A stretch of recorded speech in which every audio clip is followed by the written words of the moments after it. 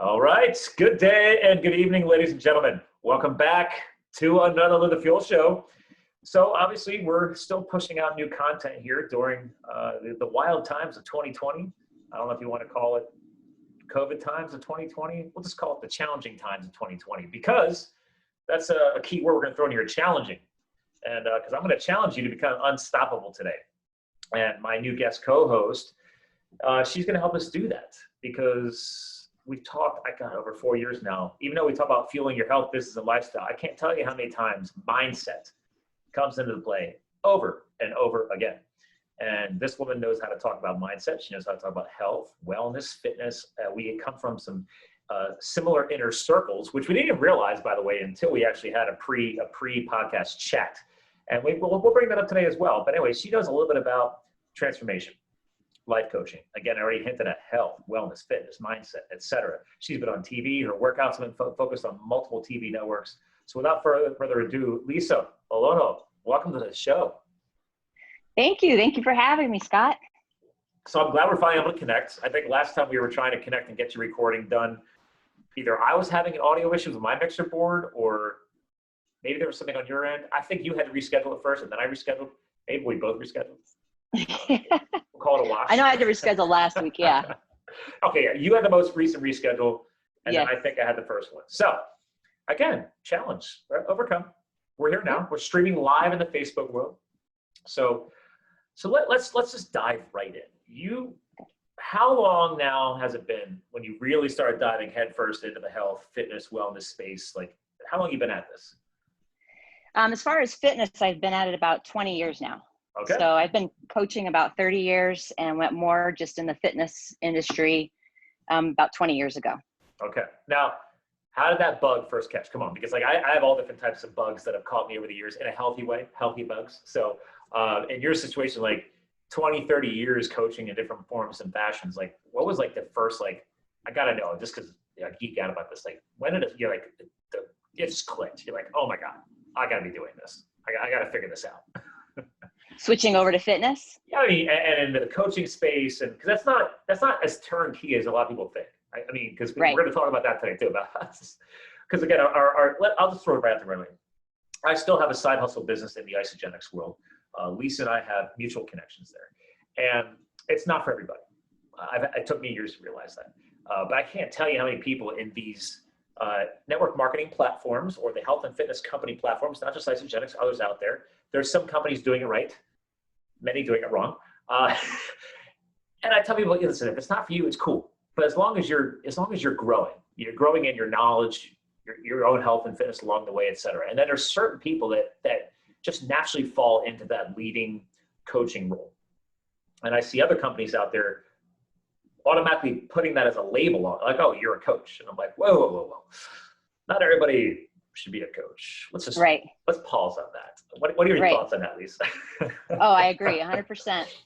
Yeah, I don't know what, I was always athletic and I loved sports, and just from that point, I wanted to stay involved in the athletic world and was drawn straight into coaching after my athletic career was done. Then I just kind of transitioned. I went through a pretty rough phase in my life where just struggling with things, just life, kind of tossing you around in your 20s, you're trying to figure things out. And in that time I put on some weight and decided to coach myself through just getting back into shape, because I was an athlete. I like being in shape. I like being active, physically active, and taking care of my body. So I studied nutrition, I studied workouts, and just started doing that for myself. And I really just developed a strong passion for that, and had some other ladies, I was doing it at a tennis club, and had other ladies start to ask me like, hey, will you train me? And I was like, sure. And just from that moment, just loved it. I loved seeing not only their bodies transform, but you can see that shift happen, in their confidence, their mindset, things like that. So I think that's a huge component people undervalue. Let's pause on that. So a lot of people, because I've coached people, I've helped people in fitness. I've taught spinning. I taught spinning for 6 years, spinning classes, group fitness. I've been a CrossFit trainer. I've been a CrossFit coach. I've been a USSA ski race coach for 11 years. So I've been in lots of different circles too. And I agree with that piece of that where when you see the light bulb go off, or you start to see that person's shift happening. This is where I know what separates good coaches from bad coaches, because I can speak to this, is that you're paying enough attention to notice that. Because I can't tell you how many times I've seen other trainers and other coaches, they don't see any of that. They don't notice, like, wait a minute, hold on, let's pause on that, right? Let's fuel the fire for that one little light bulb. I saw a twinge in that person's eye. We're hitting on something. Let's dig deeper into that. Not everybody does that, and you need to, because literally you want to fuel that fire. Or I mean, you're trying to help people get fit for life, right? That's the name of your academy, right? Yeah. Yep. Fit for Life Academy. Yep. So, what does that feel like when you realize, like, oh, there's that little twinge in their eye, there's that little wake up call, like, oh, there it is, it's clicking. That's fun, right? Oh, it's so much fun. I always tell them, like, you're in the zone. You got there, and they start feeling good, and their clothes are fitting like they want to, and their energy's where they've been wanting it. They're getting off medications, and they just, that's just, I've always said that, like, you're in your zone. And there's not everybody gets there right away. And that's where the whole mindset piece really started to hit home for me, was just a few years into running my boot camp with the women. So it's a women only boot camp. And I've been doing that 16 years now. I noticed share that too, by the way. That's your website is your name, LisaOlona.com. Yes. And Fit for Life Academy. There you go. And you take your ladies to really nice places, like the Grand Canyons and stuff, because you're from Arizona, so I love that. So Sedona, yeah, like 90 that's minutes right. up That's the right. road. This one was Sedona. Sorry, I love Grand Canyon though too. Actually, have you ever done a Grand Canyon trip, or do you always keep in Arizona? Well, I've not done. You mean for a retreat? Yeah, retreats. Just Sedona so far. We went to Prescott, which is just a little bit. You're familiar with Prescott. Oh, I know Prescott very well. Yes. Ran Mountain Hot Shots. I used to spend friends of mine when I was fighting fire out there lived in Prescott, so I learned to not call it Prescott. That's how you know I'm a local. Yes. I was like, oh no, it's Prescott. Exactly. Yes. So, but yeah, so I just started to notice that the mindset, that the difference, I had women that were getting great results. Mm-hmm. And then I had women that would start out of the gate awesome and then hit a wall and then go back to that comfort zone. Yeah, they're old and that practices. Yes, what's comfortable, what you're used to. I always say you hit that resistance, and that's the moment that your old self is battling with your new self and trying to kind of pull you back into what you know, because our brains want to go back to what we know. Well, that's our lizard brains. It's been ingrained in there for hundreds, if not thousands of years. And with this, obviously, it manifests differently nowadays, as you're hinting at. And I tell people, Tom, like, that's why I love, what's her name? I'll think about it in a second. The 5-second rule. Oh, yes. But she talks about how this, like, give yourself 5 seconds to break through that, because your brain is naturally programmed, designed to protect you and keep you safe. And it's very easy just to go, oh, well, I'm already used to this. I'm just going to go back to that. It's warm, it's fuzzy, it's easy. Well, you gotta get comfortable with getting uncomfortable. Yes. So that's exactly it. Yeah. So is that a big part of that retreat? Obviously, with right now, you can't really do these retreats like you used to, but is it really about that awakening? It is. Yeah. So I've had 3 retreats so far, and then they kind of, hit a stopping point with COVID going on. Mm-hmm. But that was the motivation behind it, was to get these women out of their environment where their moms, their wives, they're taking care of all these tasks. So that I see them in the morning for boot camp, and then they're off on their day running.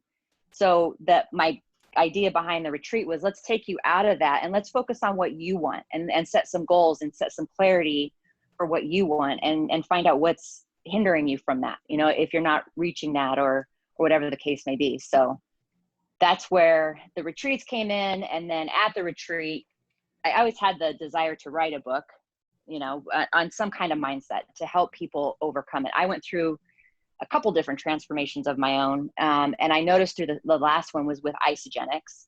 And Rod Hairston has a great program on mindset. And I really just zoned in on his, and I learned so much about my own mindset and wanted to just transfer that over to my clients. Yeah, he definitely did. I will say, when Rod started kicking his growth into gear, because I found that company 10 years ago when I was firefighting. So I've been around longer than a lot of the names, even though I never really ripped the lid off and became well known in that organization. I don't care. Right. I just, I still use some of their protocols and the products for people who need it, So My wife still loves a lot of the stuff too.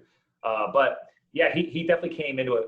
I mean, he's got a great motivational speaking style, very focused. I think anybody working with him in his programs are going to do very well. So, and I'm not even on his team or whatever. I don't care. Like, hey, if you're good at what you're doing, then you're good at what you're doing. Yes. It's that simple. Yep, exactly. Yeah. So and yeah, by it the was way, through real him quick, I learned. 5-second rule, Mel Robbins.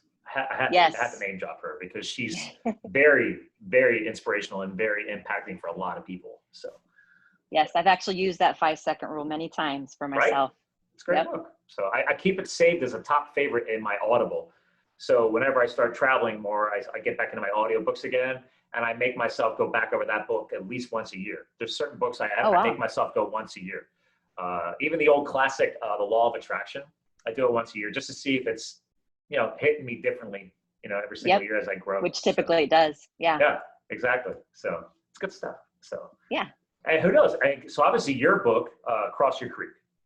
Yes. So you said you always had ideas of writing a book, because I had my teamwork call with my editor yesterday, and we're editing my first book right now too. Awesome. So I'm going through those pain points.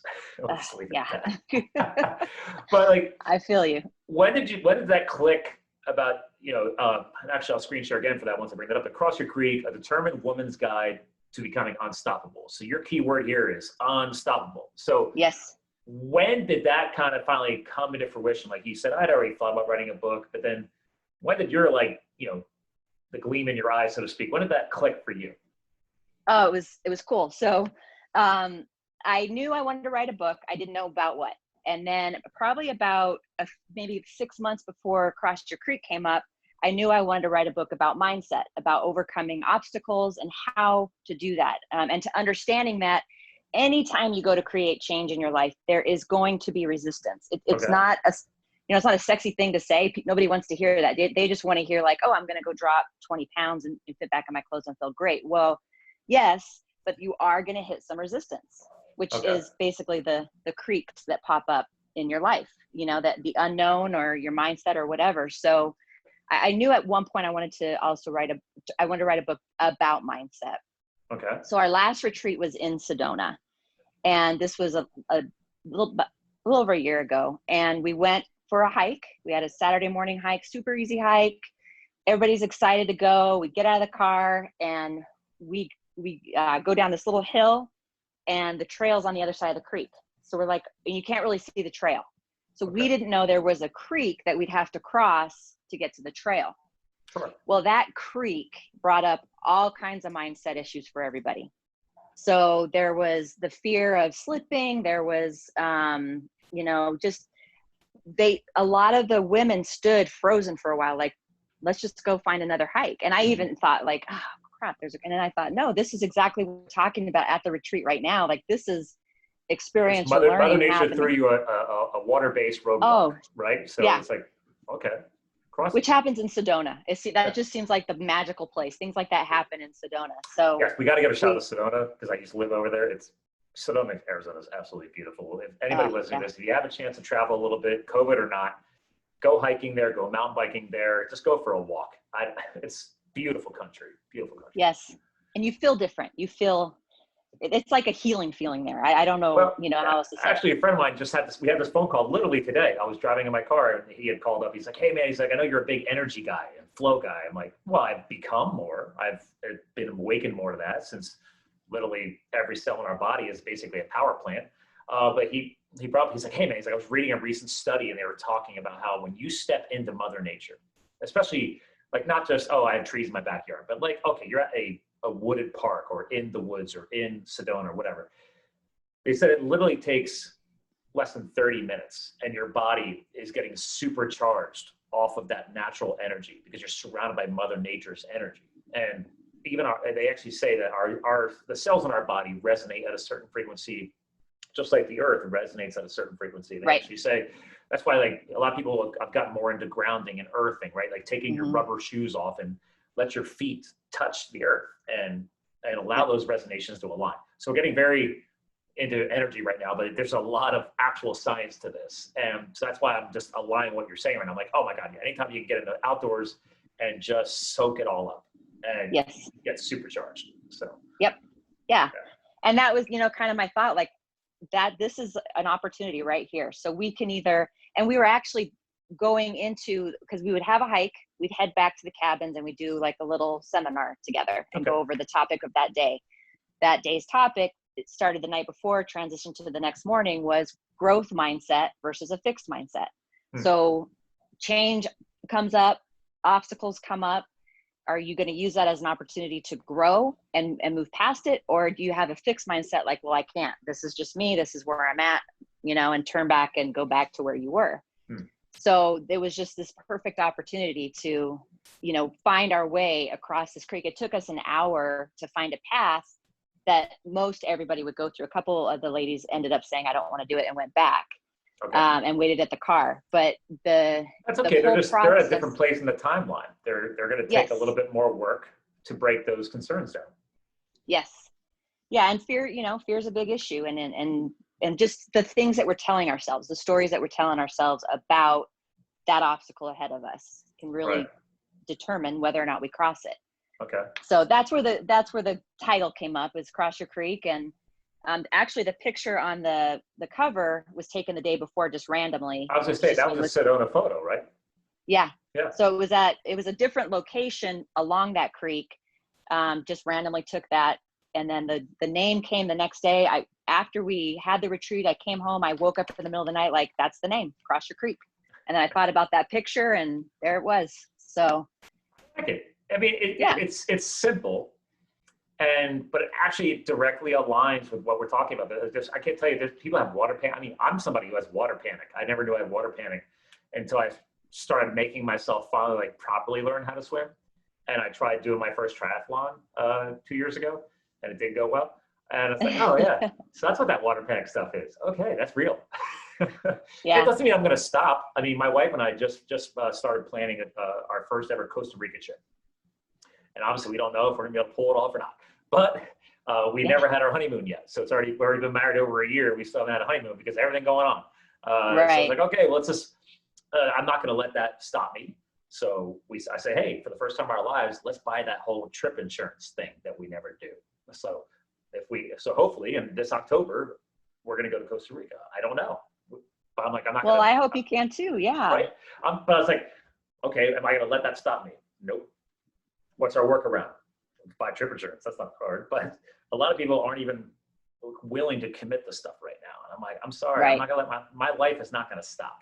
I'm gonna keep moving forward in a tactical and a healthy way as possible, right? So we'll figure this out as we go. But it's like, okay, well, like you said, okay, it's a new roadblock. What are we gonna do? I could just sit here and twiddle my thumbs and hope for the best. Like, no, I'm gonna take action. So create a plan, take action. Yes. Exactly. So, I mean, that's more of an international creek than a local creek. But hey, a creek's a creek. Exactly, right? Or depending on part of the country you're in, crick. Yes. Creek or crick. There you go, people. I'm tapping back into my childhood. So you find the name, you have the experience. How long did it take you to write the book? To write the book? Yeah. Because of all my own creeks? It took... I've been waiting to ask you this. That was the last time you and I talked, because I'm going through the same thing. So yes, it ended up taking about a year to get from the moment I really sat down to start writing it to the moment it was published. Okay. It was a good solid year. It probably could have been done in 2 months. Okay. But you hit your own resistance. You hit your own, life happens, or you have your own stories you're telling yourself that hold you back. And so it took a little bit longer. And the editing process, which you're in right now, was a whole different, I think I told you, I finished the book and was like, I'm done writing. No. Well, bad mistake to take that sigh of relief, because the real work I just wrote a new chapter last week. She's like, hey, I need a whole new chapter. I'm like, what? And she's like, well, she's like, your book is turning out to be more of a memoir style. And she's like, you don't have anything with today. And I was like, oh crap. Cause most of the book is set in 2010 and 2011 when I started firefighting, it's a hotshot book, from serving as a hotshot. So she's like, okay, great. But she's like, you've been, a lot of my book is talking about the mental transformations, the lessons learned, how they're fast forwarding today. She's like, you need a 2020 update. She's like, in your book, you talk about you being a bachelor and now you're married. So she's like, you got to connect on that. I'm like, oh, come on. So, so yeah, the editing is fun. But it's good though. Cause like how many words did you end up with? Remember? 30, I want to say 30,000. Before editing or final? I think final. I don't even know if I'm right on that. Because I thought I had 30, and then her initial editing dropped it to like 22. And I'm like, what? And now we're back up as of yesterday to 29,000. And she's like, Scott, she's like, we're halfway through the book. Thanks to this new chapter and the recent edits. She's like, because we're doing like one-on-one walk through the chapter and reliving everything and bringing even more content out as she and I are editing. So she's adding stuff real time. She's awesome. And I was like, she's like, at this rate, Scott, you'll probably be over 45,000. I'm like, oh. She's like, yeah, because this turned out to be, we needed to go through it together. So, right. But yeah, I wrote or voice transcribed the first book version last year in under 3 months. Yeah, I would just do it while I was traveling and just voice transcribe that's the a good book. idea. And then I exported all the voice transcriptions into text documents and then put them into Word and then sent her everything. And that was it. But I didn't send her for editing until this year. So she's like, well, you could have had this done last year. I was like, well, that was the original plan too. But to your point, my own roadblocks. Yeah. I got distracted, or I was worrying like, oh my God, what if I only served for 2 years. Like, what if other fire professionals don't like my book? What if, and people just like, I don't care usually what anybody else thinks of my life, but for some reason, re-releasing my own book, like kind of created a new creek for me to cross. Yeah. So yeah, it does. Yeah. It's a very vulnerable thing, Yes. Very vulnerable. Yes. That's coming into the book a lot, actually talking about, I put that in there actually to help advance the book to today, like allowing myself to become more vulnerable in life to allow me to meet my wife and obviously grow a relationship, which I never had. So that's another thing. Yeah, vulnerability, man. No joke. That's another big, Mel Robbins. Yeah, it's a big creek for a lot of us. And that doesn't matter if you're male, female, I don't care what your lifestyle is. I don't care what color you are. I don't care what background you come from. Vulnerability affects us all. So. And then your brain kicks in, like you're saying, like with writing the book, and then you start to question things or doubt things. So your brain kicks in to protect you. Like, well, what if this? And it's always a what if. It's always a what if.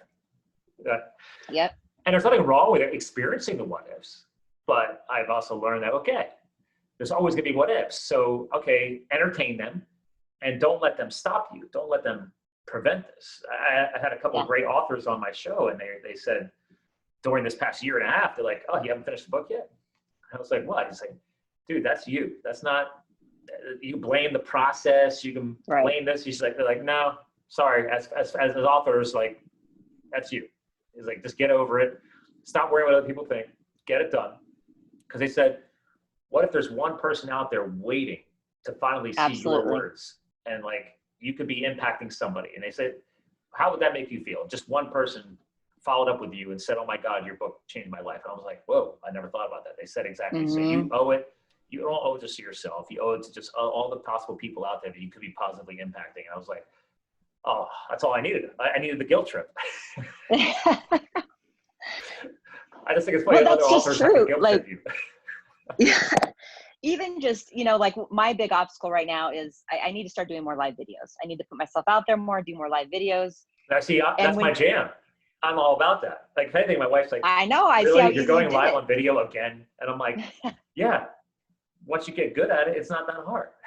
Right. Once you get comfortable with it and everything. Yeah. So I think that today you got your ring light on and everything. We have lighting, it's like, then you start buying toys to make your live videos even more professional, and it becomes a fun process. So I like that attitude toward it. How was your first live video? A little rough? Well, I'm trying to think if I've done one on my main Facebook page. I've done quite a few in my coaching pages. Sure. Yeah. So, because that's your audience. So, yes, exactly. Putting it public is a whole different thing. Yeah. Yeah. So I'll let you know how it is when I do it, because I now have a coach who just told me I need to do it on a daily basis. So if nothing else, you got to at least do a live video. Just tell them why you wrote Cross Your Creek. Make it, and then do a 30-second version, then do like a 5-minute version, and just see how they react to the public world.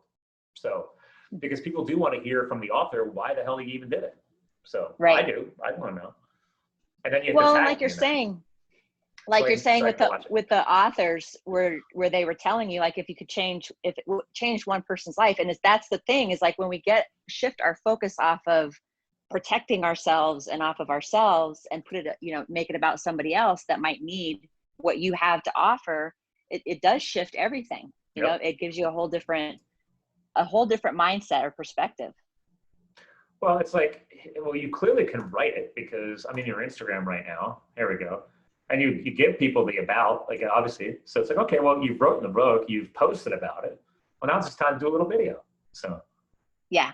But what was your creek on that then? Just because you just weren't comfortable enough to do live videos yet? You haven't put enough reps in, which is, again, going back to fitness, right? I didn't put enough reps in. Yeah. So.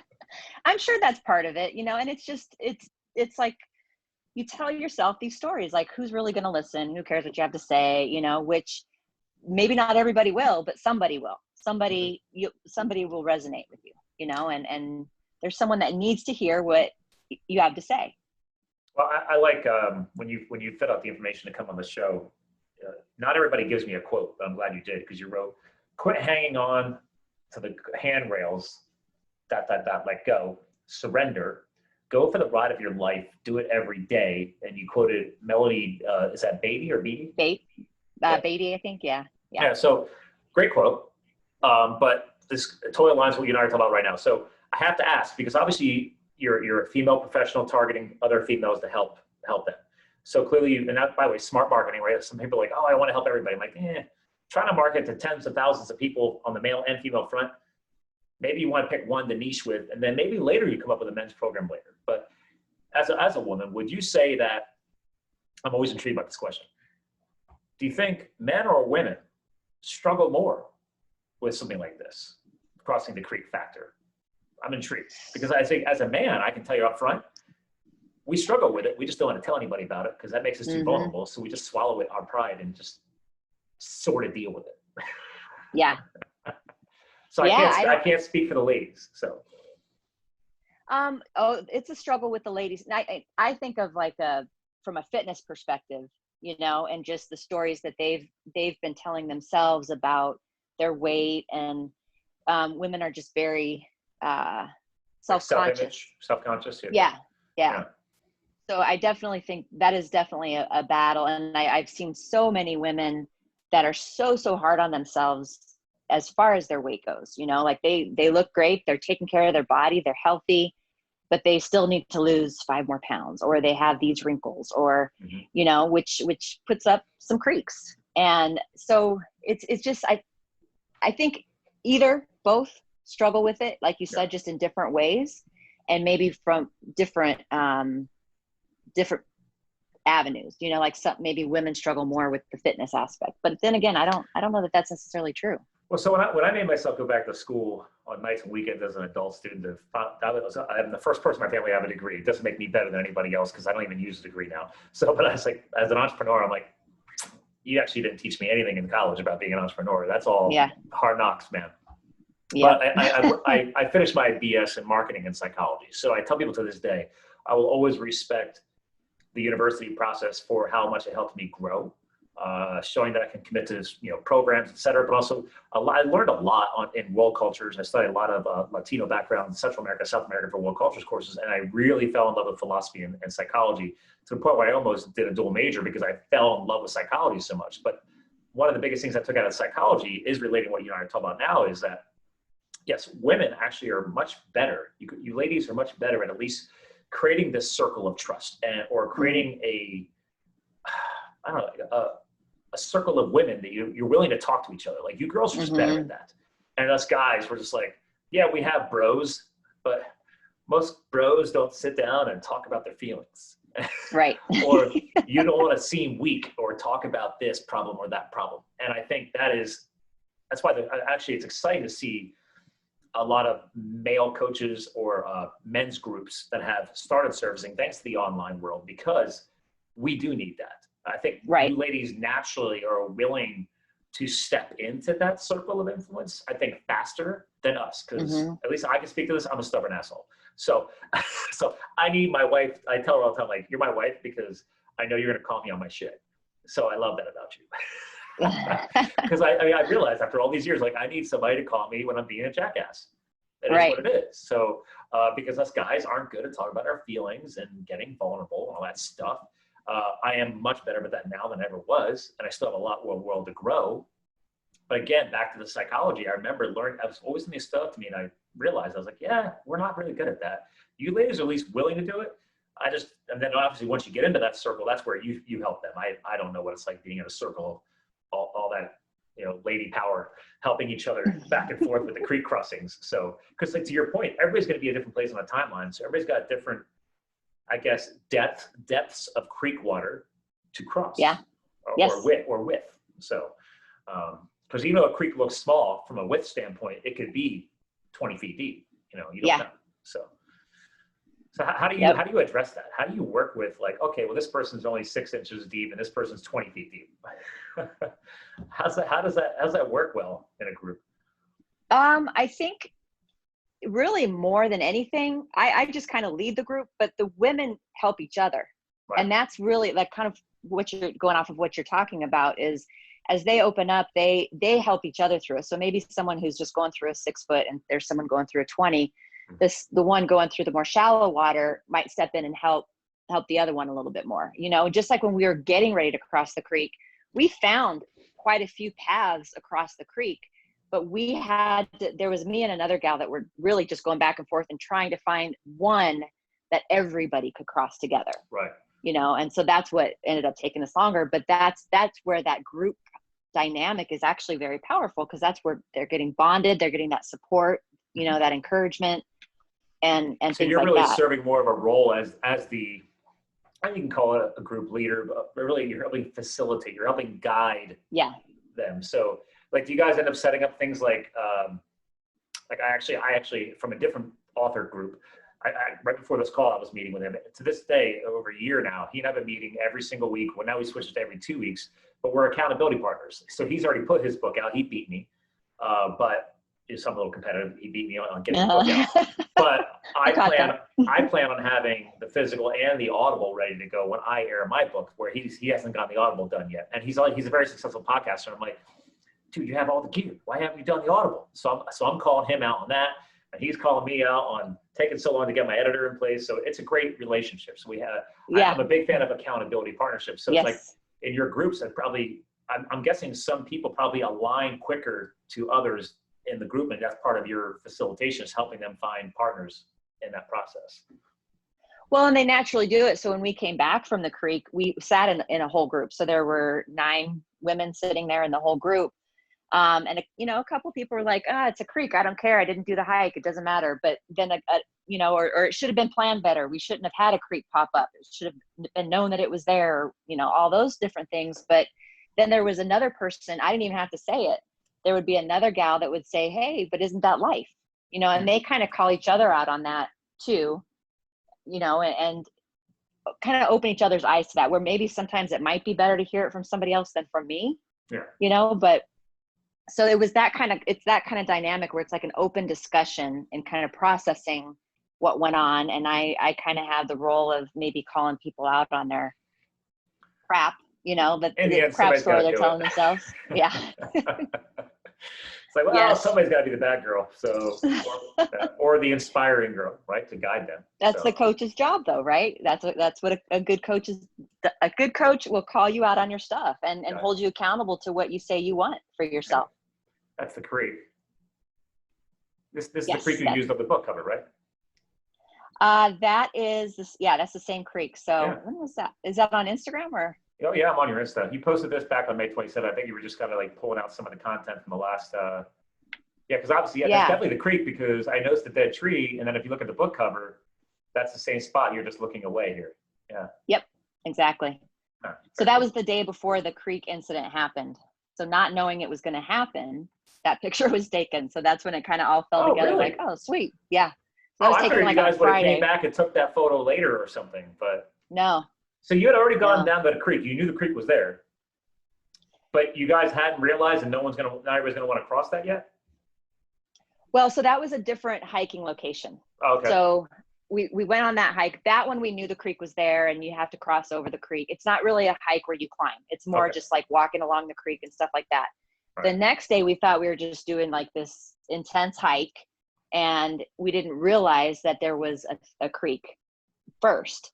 But the creek was was wider and in some places deeper. So we had to find And the with right stuff like rocks to this, cross. This is back in one of your old posts too, like stuff that's all rocky and much more technical to Yes, cross. that's it. That's the Oh. exact creek, right? That's the exact location right there. Oh, cool. Yeah. Okay. So that I did go back and that picture was randomly taken, but I actually took a friend. I'm like, you got to go. I want to go cross this creek again and get to the Well, hike, because I admittedly, love the hike. I have years of hiking experience, and yes, the entry-level hikers who maybe haven't done enough greater outdoor activities, this would be challenging. They would see there's no clear path. You've got water flowing over wet, slippery rocks. People who worry about rolling ankles, slipping, breaking, etc. Yes. You could have people who are just like, well, I don't want to get my feet wet because then I got to go. Yes. I have to do the rest of the hike with wet feet. It's like, well, that's Mother Nature. Like, it's okay. You might get a blister. Okay, it's not the end of the world. Right. Right. Well, and so we did have some people go over the rock, and then some of the ladies were like, forget it, I'm just walking through. So they walked through knee deep, walked through the water, got to the other side. Okay. So. And you said you had a couple that actually went back. They did not want to go.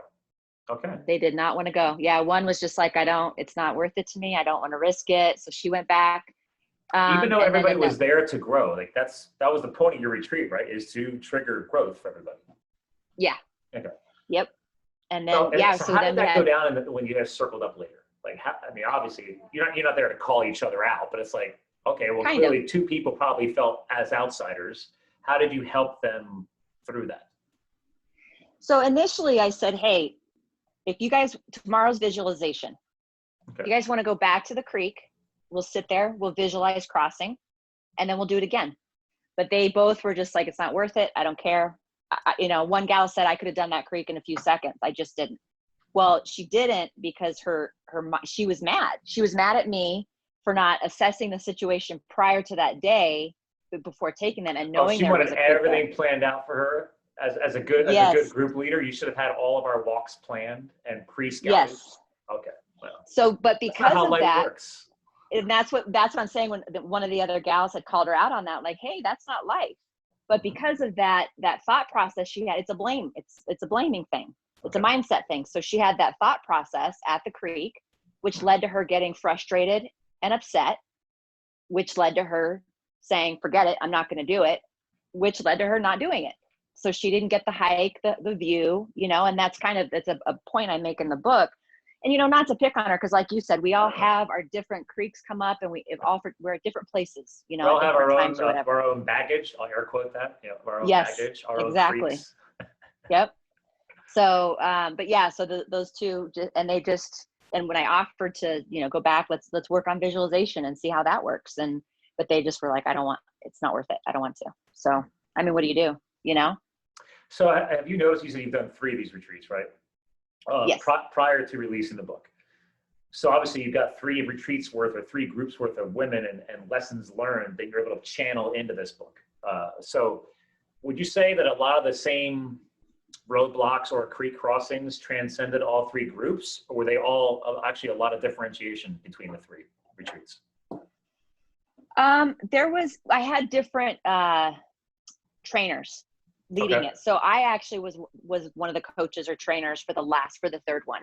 The first 2, I brought 2 different people in to do the training. By the third one, I thought, okay, I'm playing small. I know I like to coach, and I'm just hiding. And I called myself out on it. I was just hiding behind other coaches. And I thought, I want to do this. I want to try this. So you were more of the organizer the first 2 rounds, handing off the coaching. And then by the third, you just had to build up enough trust in yourself and confidence to realize, like, wait a minute, I got this. I know this. We've done it twice times. I could be the coach. So yeah. Okay. I mean, I enjoyed overseeing it, planning it, doing all that. But I just know that I'm just like, in my heart of hearts, I'm a coach. That's what I thrive off of. That's what I enjoy doing. So that's when I finally, that third one was like, okay, I'm doing it. I'm kind of similar on that because, so you know how, well, actually a lot of people don't know this. So in Instagram, you can have a personal profile and you can have a business profile. And then they've since enhanced the settings deeper. And then there's two versions of a business profile, because I tell people all the time, just use the business profile because you can run data, you can run reports, see your insights, see all the kind of followers you have. Because it's not about having tens of thousands of followers. It's about having a quality group of following that actually interacts with your content. I could have 10,000 followers. If I only get 5 hearts on a post or 1 comment once in a while, that's not a very engaged audience. So anyway, I always tell people, like, try and consider the business profile, you know, for your brand. But now they give you the ability to actually flip a different option. You can be an influencer, or basically in that world, you can list yourself as a public figure or an author or a speaker, etc., or a coach. So when you change that, it actually says that under your profile. And admittedly, I've had people for years like, how come you don't list yourself as a coach? And I was like, because I've been a coach in the business world, in the corporate world, in the skiing world, in the cycling world, the spinning world, the skiing world. So technically, yeah, coach is one of my big hats that I've worn. I just choose not to use it today. But just for shits and giggles, I actually decided my personal profile on LinkedIn, I switched it over because I have a Live the Fuel feed on Instagram, and I have Scott W. Mulvaney. So I share different content. So I decided to move the Scott one into the coach. So it's like just a baby step, and like, just own it. Like, for years, like, you know what? I don't bill myself out as a coach, but I'm constantly coaching my business clients and their teams and motivating people and stuff. So it's like, you know what? If it's part of who I am, just do it. But there you go. I have an issue with, like, I've been a coach for 20 years in multiple different facets, but I can't call myself that. Right. Well, like you said, like, you're either a coach or you're not. You know, not everybody's a coach. Not everybody. That's just not their skill set. Or I like that. Not their jam. Yeah. Little music connection there. So I suck at music, but I like jamming. So, but you know, also the other reason why is because now everybody nowadays feels that they are a coach, which drives me crazy. Like, no, actually, I'm going to go ahead and say it, because some of the influence of this audience is, I'm a Gen Xer giving back to the next generations, and my co-hosts like yourself. So obviously we're giving back to the Zs and the millennials and everybody. And I'm like, guys, like, if you're 18 years old, you're not a coach. You have no life, you have barely any life experience. I mean, unless you grew up in the Arctic since 5 years of age, and I mean, lost your parents and killed a wolf to survive. At 18, maybe you have a story to share, right? I don't know. I'm just saying. I would go back to myself. And if I was 18 trying to become a coach, I would smack myself and say, you got to put in you need some pain. You need some mistakes. It's okay. I'm glad you want to become a coach, but you're not there yet. Right. So everybody's got different schools, but I just have to put it out there. Like, I'm not trying to make age a thing, but it is. Like, come on, man. Like, put in some stripes first. Like, where do you want to go? Military? Earn some stripes on your uniform. I want to hear some pain. Like, if you don't have any major pains at 18, man, my 20s beat the crap out of me. My 30s was firefighting. Yeah. So it's like, I have still more pain to get, but now I'm willing to at least talk about it. Yeah. So I just like bring it up once in a while because it drives me crazy when I see a 17-year-old Instagram person calling himself a life coach. I'm like, oh God. Sorry. I got to take a position on that. I haven't seen that, but yeah. Somebody they messaged me like, I see you're a coach. I'm a coach too. And I'm like, I looked at the profile and I'm like, you don't even have facial hair, dude. What are you? Come on, man. Sorry. That just cracks me up. Call him an aspiring coach. Yes. That's why I tell people, like, I love to see people aspiring to want to help more. So let me add a little bit more to that. So people don't get hate. I'll probably get hate tweets or something. It's like, everybody hates nowadays. I don't have time in my life to hate. I'm too busy trying to motivate and inspire people with my content. I'm never going to comment a hate comment. Sorry. There's enough negativity in this world. We need to be all helping each other rise up. No matter what your background, no matter what your income, no matter what your financial history, no matter what your color, no matter what your everything, dude. We're all here to rise up. Everybody else is negative. Absolutely. Stop following my feed. Stop commenting. I want nothing to do with you. There's enough negativity in this world. Yep. With you 100% on that. Right? Isn't it exhausting? Yes. It's also disheartening a little bit.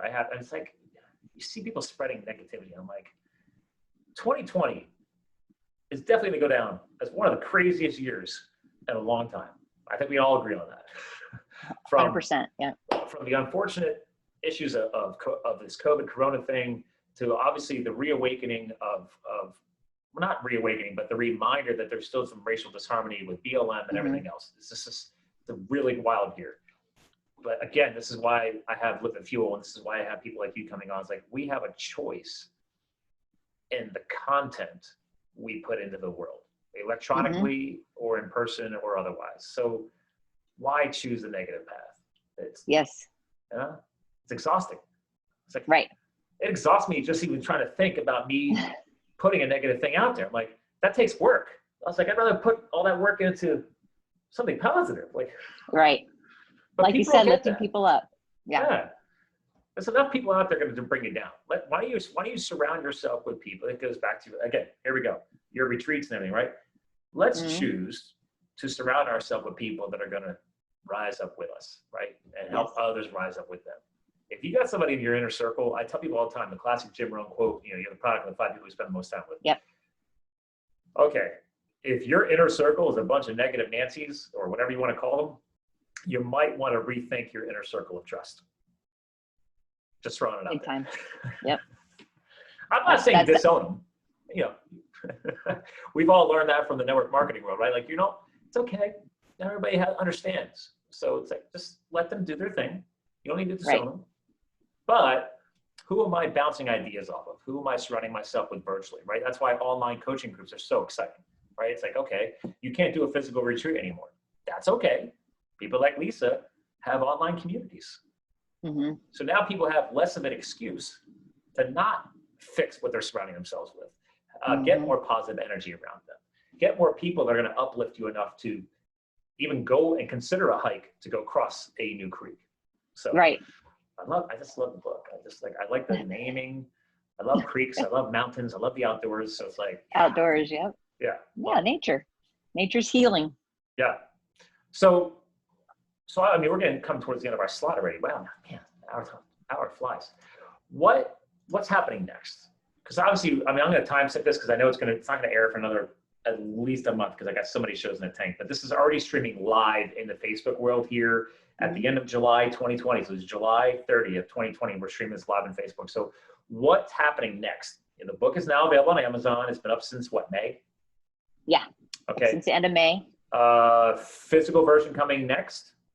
Or is that already? It's here. So you can. So I was sharing that earlier. I'm going to share that again because I was actually adding you because I'm an Amazon influencer. You can whatever. It's a thing. And I set up an Amazon influencer page. So when people go to LiveTheFuel.com, here I'll walk you through it. Here you go, people. You go to LiveTheFuel.com and you click on the Amazon banner, and there goes my special Live the Fuel influencer page, and I have a whole section just for book recommendations. So every author, there you are, goes into my book recommendations. So that way people thank you. Well, if you can't figure out how to search Cross Your Creek, okay, I'm just saying, let's make it a little bit easier. You just go here, and every author I've ever had on the show or every book that I've ever read or listened to an Audible is in here if it's on Amazon. So there's a lot of books in here. But anyway, yeah, you're the latest one at it. So awesome. I'm very honored. Thank you. Well, come on. We're rocking the mics here together. We're jamming. So what's next? So now that the digital is available, now the physical is available. Obviously, you can't do a physical retreat yet. Are you doing some more online stuff next? So I'm doing the online coaching. So the fitness, the health and fitness coaching. I do that online. And we're actually getting ready in the next couple weeks to start digging into the book together.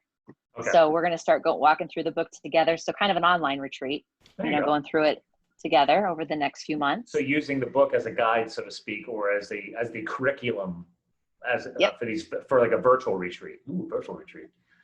Yeah. Yes. Or is that that's your Fit for Life Academy though, isn't it? Yes, it is. Yeah. Yeah. So. And that was the book is actually designed. So that's the curriculum for retreats. Okay. The retreat's an opportunity for, if someone read the book or didn't read the book, it's an opportunity to go sit and actually dig deeper when we're there physically together. And that's kind of what I'm shooting for with the virtual part of it too, with the Fit for Life Academy. Yeah. Cool. So yeah, so that we're just gonna, for the first time, start using the book as the curriculum, like you said, and we'll do that online. And then my hope is to have the next retreat April 2021. I was shooting for October 2020, but with everything going on, I think that's a tricky thing to do. Like I said earlier, like we said, hey, like my birthday's in September. We were trying to like get some type of getaway done, and we're like, we don't know what's going to happen. All right, you know what? Let's book it for October. I have 2 other friends running online or running conferences, and they had rescheduled their spring conference for October, but now 2 of them have already said, hey, now we're not even sure either. So they went ahead and said, you know what? We're moving it to 2021. So yeah, I think almost 90% of conferences or events that I normally monitor or track have all either gone to 2021 and just left it at that, or they've gone to 2021, but they decided to now respin their something for this year into a virtual online event. So actually this past weekend, I helped run the first ever NSNG Summit, because my client, Vinny Todorich, owns that brand, No Sugar, No Grains, NSNG. It's his trademark. Oh. And he speaks every year at these keto conferences. And I was like, well, Keto Conference, KetoCon in Texas every year. I was supposed to be there in June, and that was canceled. But then they decided to spin it up as a online conference, but they were replaying pre-recorded stuff. And the one thing I love about conferences is to be able to live interact with the speaker. So we ran the first ever NSNG Summit this past weekend, but we streamed the whole thing live on Crowdcast. So the speaker presents, and then at the end of the presentation, they have 10 minutes where they actually, the whole time, everybody who's been watching this whole time live can be submitting questions. And we try and get through as many questions and answers as we can in 10 minutes, and then move on to the next speaker. So we did that all day Saturday, all day Sunday. We had 10 different speakers. It was, and without a hitch, it was super fun. So yeah, so there's some other great idea. So yes, I'm taking notes. But people loved it because, like, you know what? Even though you weren't physically handed a microphone to talk to the speaker in the audience, at least if you posted a question and if they could get it done in 10 minutes or less, you could have gotten one of your questions answered right then and there. And that was exciting. People love the fact that they could actually live interact like that. So, because most people aren't doing that. So I tell people, anytime you can keep it as live as possible, you're going to have a great engagement. You're going to have some super fans come out of that. And people are talking about it now on Twitter and everything else. They loved it. So, cool. So that could be something else you could grow this into. So yeah, the seed is planted. The virtual fit for life. So there you go. There you go. Well, I like it. So listen, I've been having a blast. We are at the end of our time slot. You're my guest co-host though. So I ask, yeah, that's right. I don't always preview people. So I ask my guest co-hosts, because especially someone like you who has motivated and inspired other powerful women, and you have your academy now, you got your book out there now. So I used to say, hey, what are some final words you want to leave behind for the audience? And then after 4 years of doing this, now I'm saying, well, maybe amplify that a little bit. Is there an all-encompassing message or a legacy message that now that you've gotten to this stage in the game, you realize, like, what is the legacy I'm leaving behind on the planet? So, like, what are some final words or messaging or legacy thing you want to leave behind for the audience as the guest co-host today? Well, I think that we all are given a desire for something. We're all given a gift and a desire, and you know what that is deep in your own heart. So if you're listening to that, if you're getting pulled towards something, pay attention to that and just know and pursue it, and know that obstacles will come up. Like I said, it's not always sexy to say that. It's not the greatest thing to say, you know, people don't want to hear that, but it's the reality. So creeks are going to pop up. If you know that, then you know when it does pop up, you can pause for a second, kind of assess your situation and make your plan to keep on moving forward. But let that desire that you have, pay attention to it, let it pull you, even if, like we're talking about with writing the book. I mean, I took 3-week breaks at certain times. I was writing like crazy, and then I stopped for 3 weeks because I hit a block. But you get back up, you keep going, or you just slowly move, you know, you take baby steps. But whatever that is, like, continue to move forward. Never turn back. Follow that desire, because I think we all have a gift in helping each other. We all have our own unique gift. And if we're all following that desire and pursuing that gift, to use that gift, we're going to help other people just naturally. Everybody needs what you have. Everybody has something that somebody else needs. that makes sense. Well said. Yes, very true. So kind of I love your words because it ties directly into everything you're doing, right? One of your key words is becoming, quotes, unstoppable. Yep. And we can't do that alone. And one thing I've learned over the years is that I can't tell you how many different times where I thought I was doing everything myself. And then eventually, once I let somebody in or I let somebody team up with me on something, all of a sudden things got smoother, or I could bounce ideas off of somebody, resonate differently. So you can't do everything yourself in life. And I love where you're going there. And yeah, we can help each other all rise up, be more positive, and keep moving forward, not going backwards. And then, as you pointed out, as we get further down that timeline, you're no longer just moving forward. You are becoming unstoppable. There's going to be so much momentum. You're just flowing. So, well, like you said, the reps. You're strengthening that muscle. You're getting stronger and stronger as you keep moving forward. I love it. Yeah. Well, listen, hang tight. Let me cover goodbye off the air. Ladies and gentlemen. Okay. We screen shared a lot. So again, her book is on our influencer page for Live the Fuel. So you just search for that. Go to the website, livethefuel.com, click on the banner, go in that way. Or just search for Cross Your Creek. Again, she's got everything listed on her site, which is her name, lisaolona.com. So thanks for tuning in. A reminder, we're here to fuel your health, your business, and your lifestyle. Lisa definitely helped us do that today. Channel all this energy, put in the reps, put in the work, stay positive, become unstoppable, and make sure you read Cross Your Creek. So again, ladies and gentlemen, we're here to fuel your health, business, lifestyle. She did it today. Thanks for tuning in. And remember, you too can live the fuel. We'll talk to you guys again soon.